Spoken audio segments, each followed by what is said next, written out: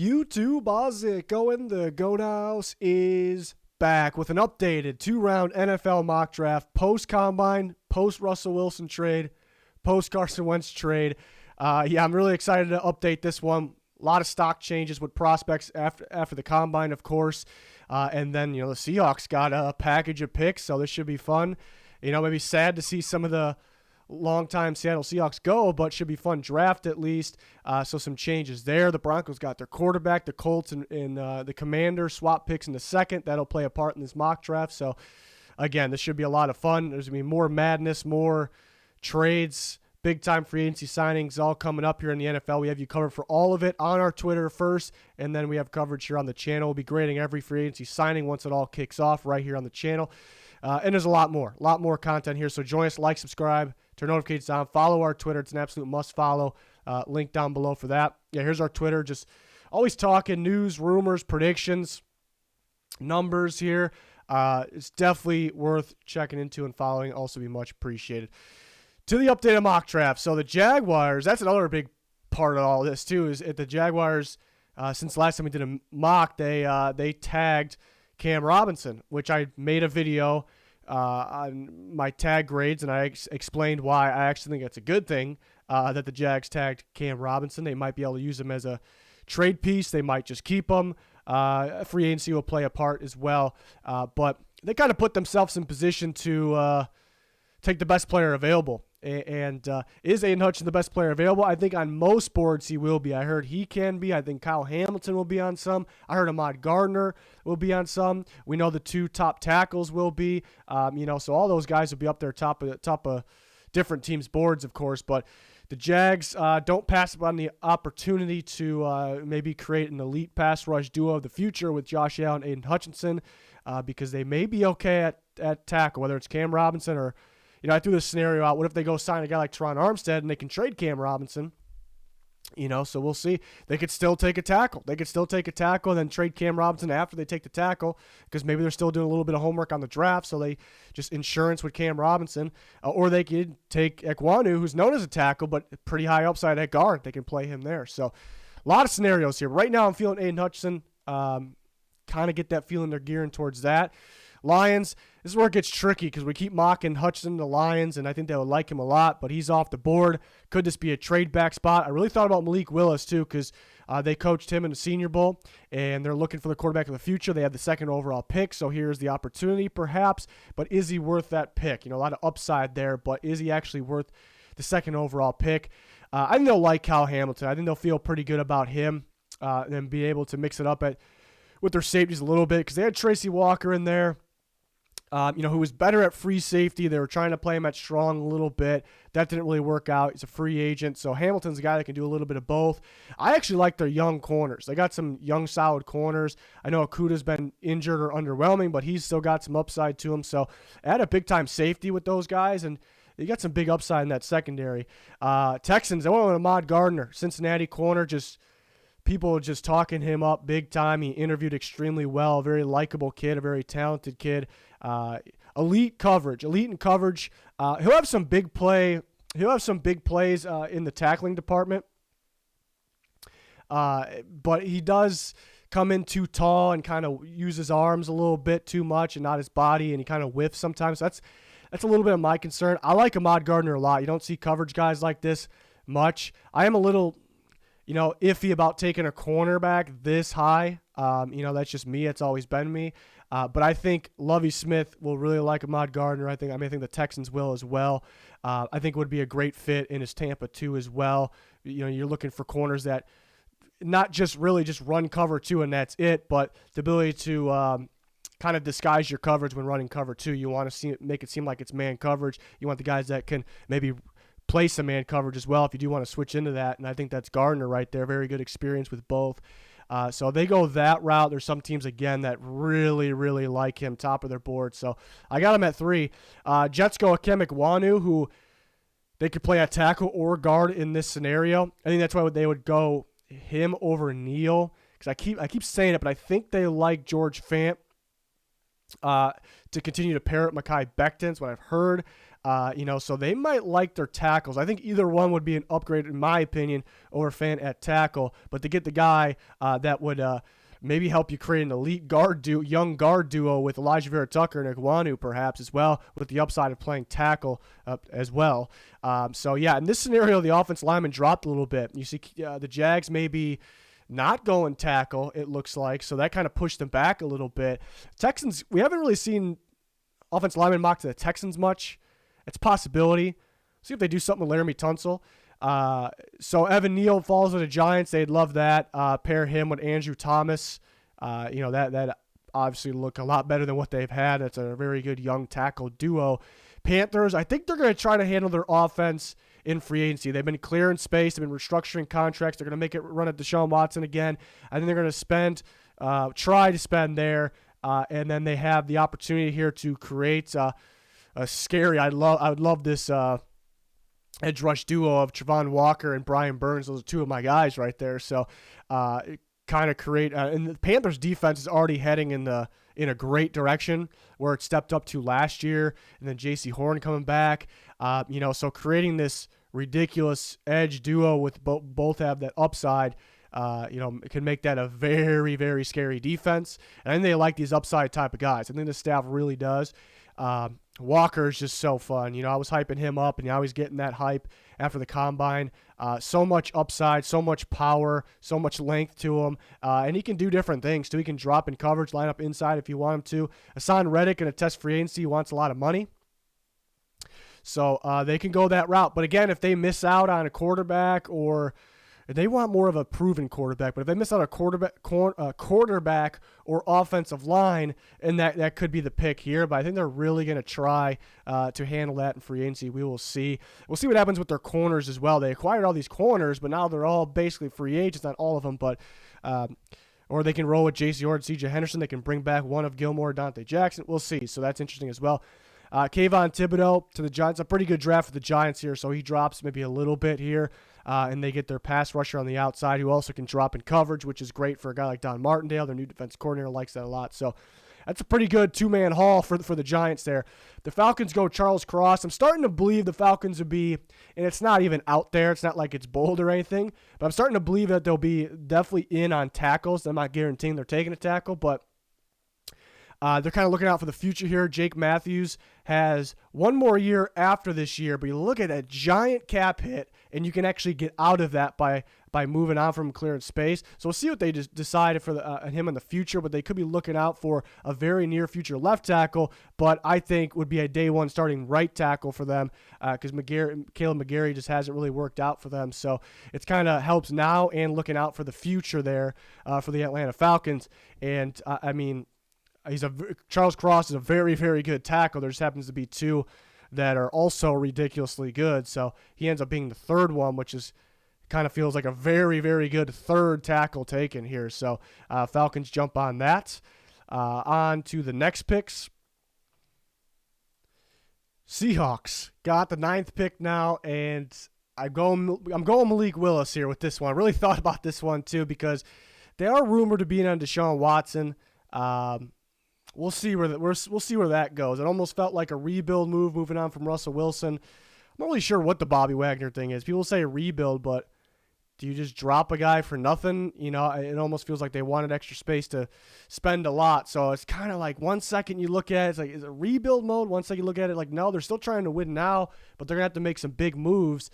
But for right now, without, a quarterback and a guy like Bobby Wagner, and they might trade some other pieces as well, it kind of does feel like rebuild. Malik Willis, his escapability, his upside, seems like a guy that the Seahawks would actually like. So it's weird seeing a mock with the Seahawks at that 9 spot now because we're so used to doing them with the Broncos there. But Russ out, Malik Willis in. It would be interesting to see. And now, kind of short on draft picks. Now they have all these draft picks too. So it's going to be fun to see what Seattle does here this offseason. The Jets go Jermaine Johnson, edge rusher, Florida State. So, yeah, they're looking for more of that athletic pass rusher off the edge, that can stand up, put the hand in the dirt. Maybe like, Robert Saleh's defense, they always had pretty much your traditional defensive end on one side and then more of the Jermaine Johnson type on the other side.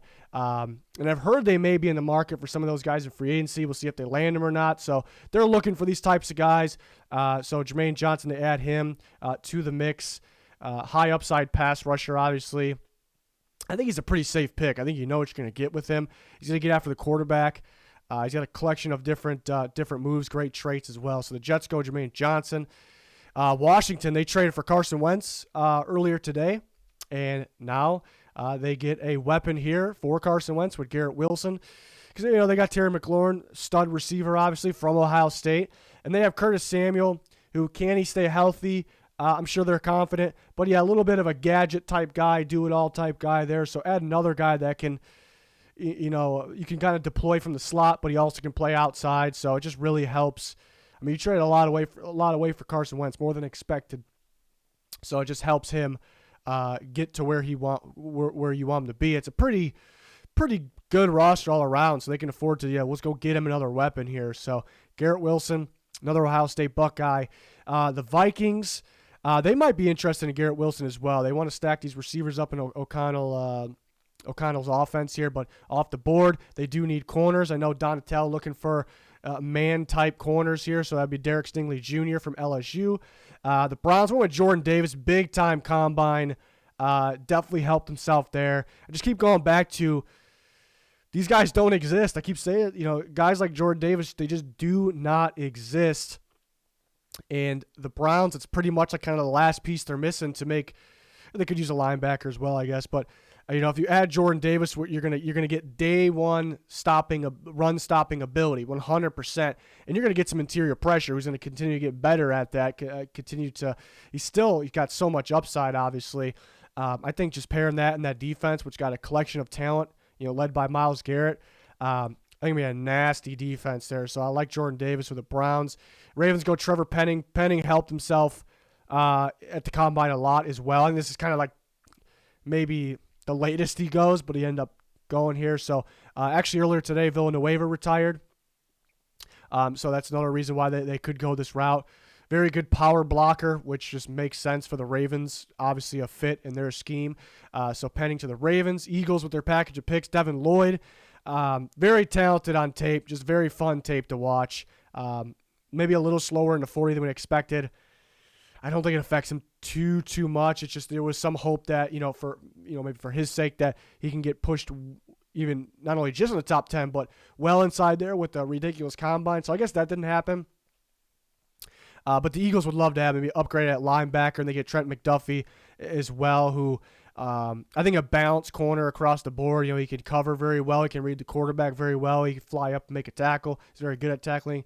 He wants to tackle. So pair him with Darius Slay. Pretty good picks here for the Eagles. They still got another one next up, though.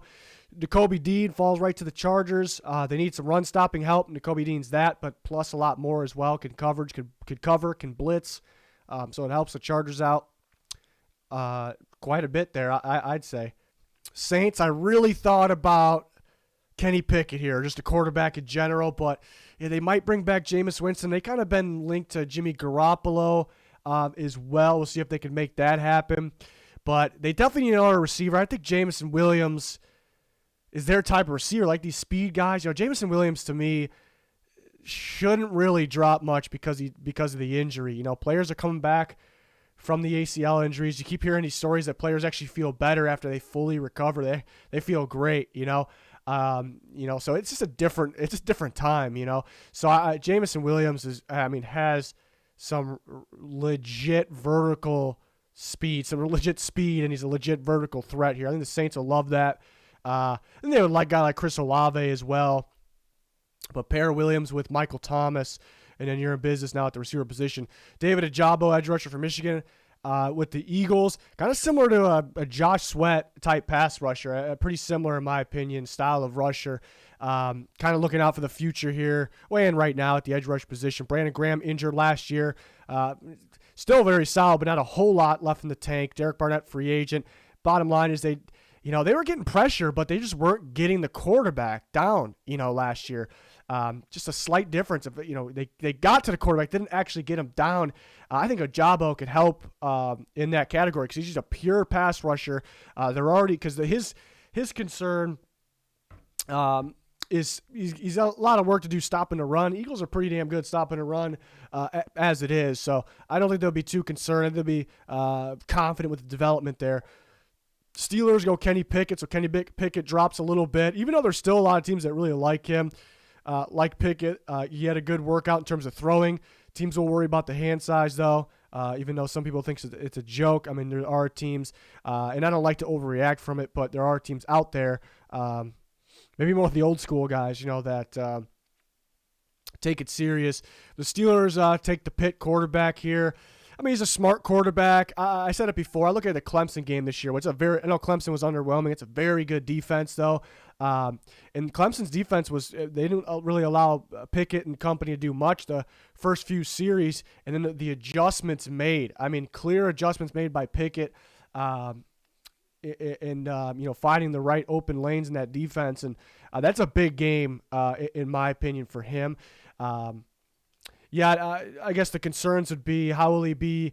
He's very good in the middle of the field. How is he on the throwing outside? How is he against NFL zone defenses? Those are some of the questions there. But Steelers go with the Pitt quarterback there.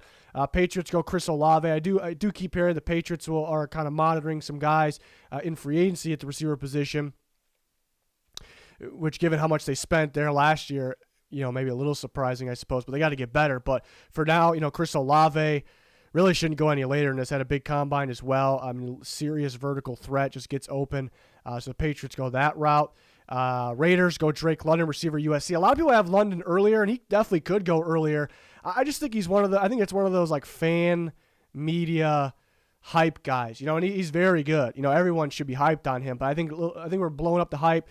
And again, I could be wrong. It's a little early, and I'm not saying he shouldn't be hyped. I'm not saying he should go way later. Everyone thinks it's not too much of a difference here at 22, but people find the big body guys that make the rocket catches, the contested catches, and you kind of fall in love with those guys. But I think there's some other guys that are going to have a little bit more consistent separation. So I think those guys, the ones we already discussed, with Wilson, Williams, and Olave. So I think the separators. Right now, I think they'll go before a guy like London, which some people would disagree, but we will see.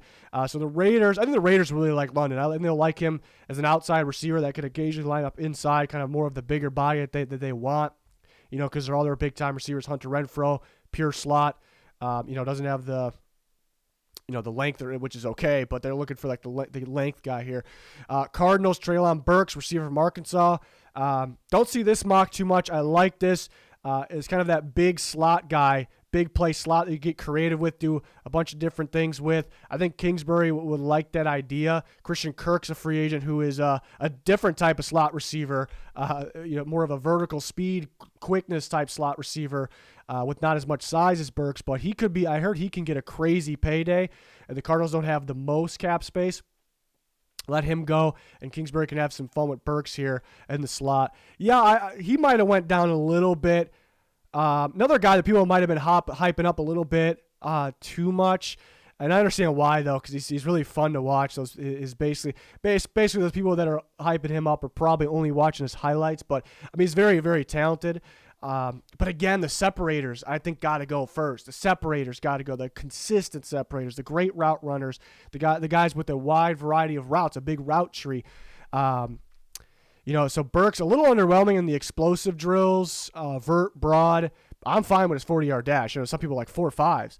That's fast. That's fast for a big body guy like that. He's not like some crazy quick speed guy. He's got speed, but so he could drop a little bit. I think the Cardinals would like him.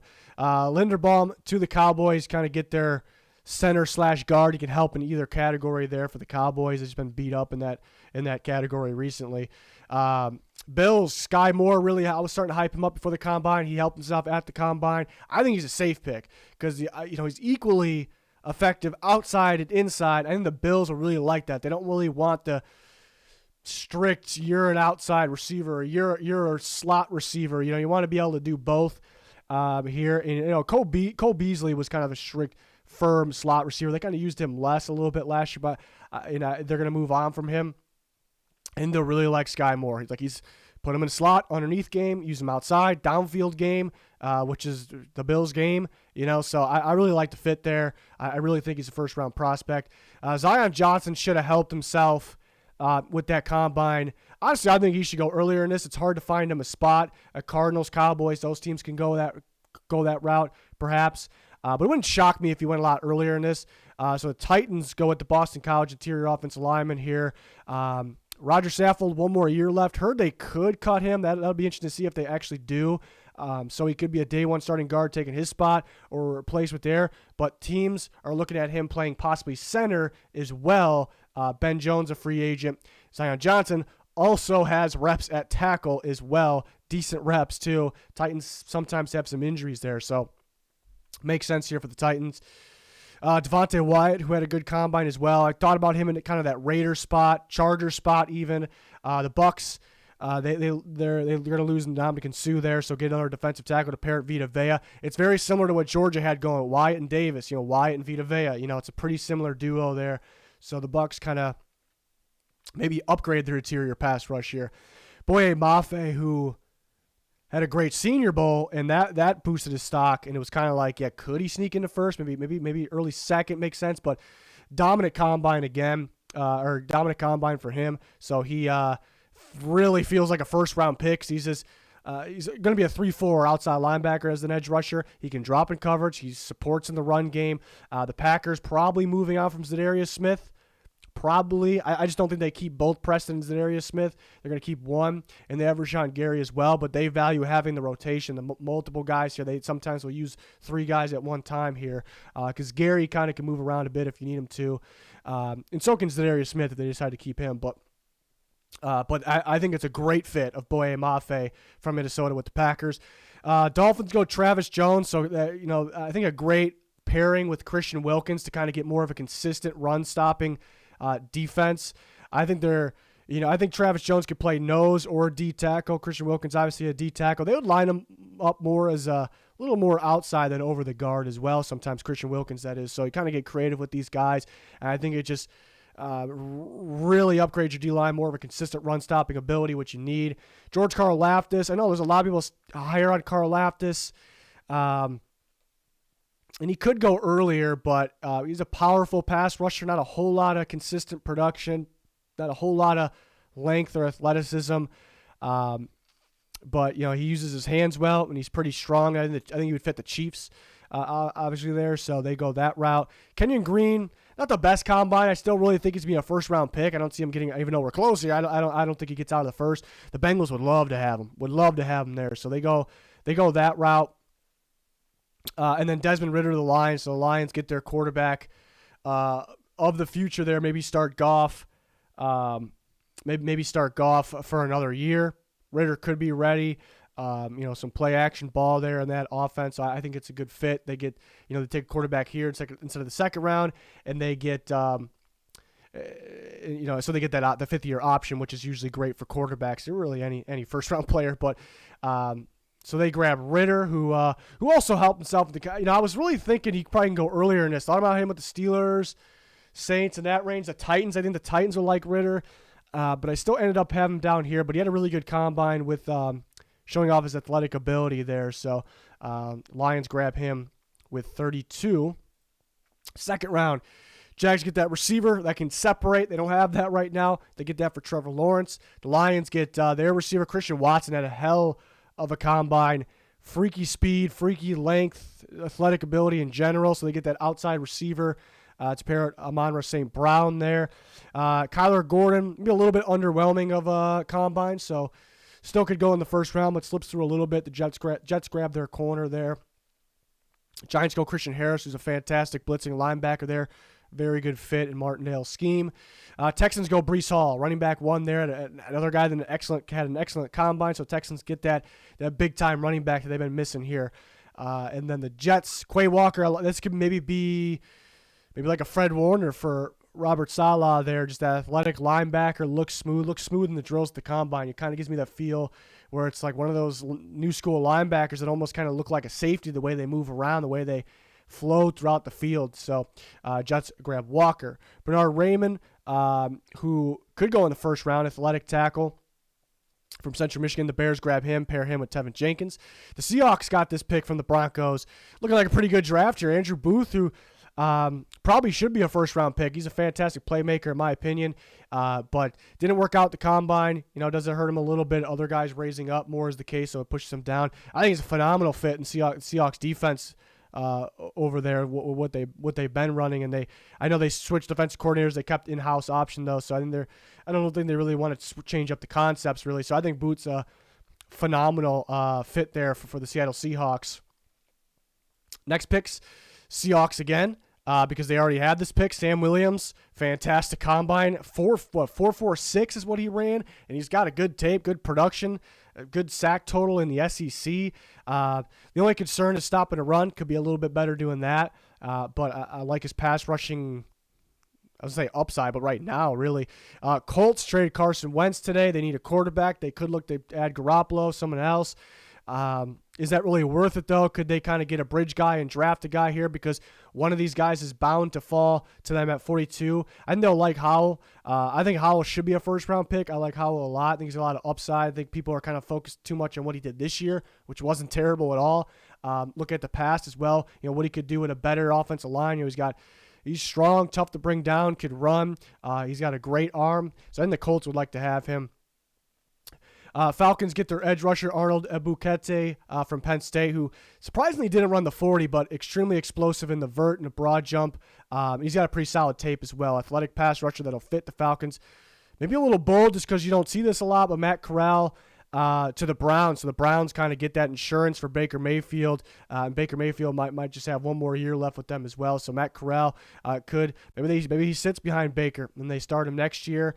Could learn more of this West Coast offense, so could benefit from sitting, but has that big playability there. But I could see him being it's a weird one, Corral. I could see him being the first quarterback taken because he can run, he can escape pressure. You can feel it coming. He can throw. He's got a good arm, but recently injured.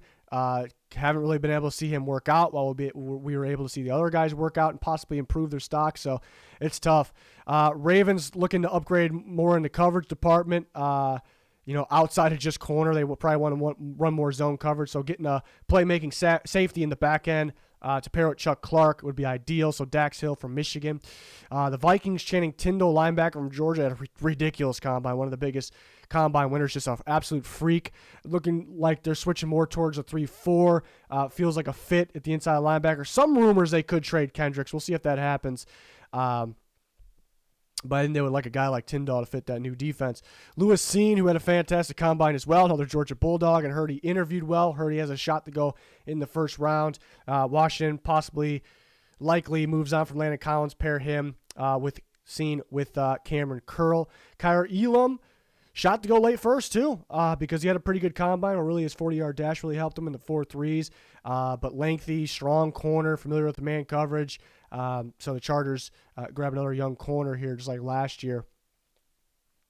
Saints go Roger McCreary, corner from Auburn. May not look like a giant need because they hit on a Debo, and they have Marshawn Lattimore, of course. But Saints value corners a lot, and they will use multiple of them. So they grab McCreary here, who's got a good tape, good in man coverage, which the Saints run a lot of two-man under. So maybe just too good to pass, and they like their corners as well. So Saints go that route. Tyler Smith, tackle from Tulsa, who could go a little earlier, but the Dolphins grabbed their tackle there in Smith. George Pickens to the Eagles. So the Eagles didn't go receiver in the first round. They grab an outside receiver here who had a pretty impressive 40-yard dash there at the combine.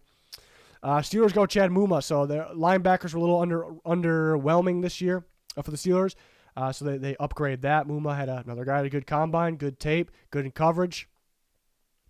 Raiders, Perion Winfrey, defensive tackle from Oklahoma. The Raiders might need multiple defensive linemen. They're switching to a 3-4. They're going to need multiple up there. Winfrey's a guy that can move around a bit up there, too, so that helps you out a ton. He was a Senior Bowl MVP, had a great outing there. Patriots, Leo Chenal, who another guy had a good combine. They already had Wisconsin already had their pro day as well. So it's fantastic for them. So they're in the market for another linebacker here. Cardinals go Cole Strange, offensive line from Tennessee Chattanooga. Another guy been getting some buzz. Another guy with a good combine. What I like about him is kind of upside is playing guard or center, which I think would really appeal to the Cardinals. And then Damone Clark, linebacker from LSU, who I think is kind of a safer pick for an inside linebacker. If you're looking for an inside linebacker, I think you know what you're going to get there. Pretty good combine, smooth in the drills. So Cowboys grab him, plug him on the inside. With a couple free agents they have, and since they're looking to upgrade at that spot as well. Moving on to the last 8 picks of this updated mock. The Bills grab a corner and Darion Kendrick from Georgia, yet another Bulldog. Solid man coverage corner. The Bills running cover 2 as well. That he'll fit in right in there with that. So the Falcons grab Kenneth Walker, who had a big-time combine as well. Just really feels like Breece Hall and Kenneth Walker kind of separated themselves at the top here. Just Walker, just that big body guy moving that fast. Pretty damn impressive. Packers grab Logan Hall, who I think would play 3-4 end for them. So really upgrading to pass rush. Outside linebacker, edge rusher, then 3-4 end on the D-line with this mock draft. Jalen Petre to the Bucks, the safety from Baylor, pretty versatile. And they like those types of safeties that they don't want to stick one guy at a free safety spot. They want him to be able to play kind of both, moving these guys around a little bit, like Winfield, like Whitehead, who is a free agent. So they grab a guy like Petre. Kingsley Enagbare from South Carolina drops a little bit. Not the best combine. Looked a little slow, a little stiff, but I like his tape. I like his upside. I really like him as a 4-3 end. I would love for him to go with the 49ers. I think they would develop him right, pair him with Nick Bosa. I would really, really like that. So he slips through probably further back than he should go, but he didn't have the best combine. Chiefs grab some speed that can play in the slot, and Wan'Dale Robinson from Kentucky. The Bengals grab another offensive lineman, Daniel Falele, tackle prospect here, so they get a guard and a tackle. And the Broncos still, even though they got Russell Wilson traded a haul away, they still have the 64th overall pick. They traded away Shelby Harris, defensive tackle, pretty good for them, obviously. So they kind of replace him here with Fedarian Mathis from Alabama. I think it's a pretty good replacement for now. Obviously he's not going to be Shelby Harris right away, but so they go that route there. So a lot of changes in this because the players improving stock, declining stock, and teams gaining or losing draft picks because these trades. More trades are going to happen. It's chaos out there. So we'll keep you updated on the NFL draft stuff, the mock drafts, and then, of course, free agency in the trades. So join us on Twitter for live updates, thoughts, predictions, rumors, more, and then we have everything covered on the channel as well. Again, we're grading every free agency signing pretty much as they come out here on the channel once it all goes down there next week. So can't wait. Hopefully you join us. That's going to do it for this one. Thanks for watching. Goodbye.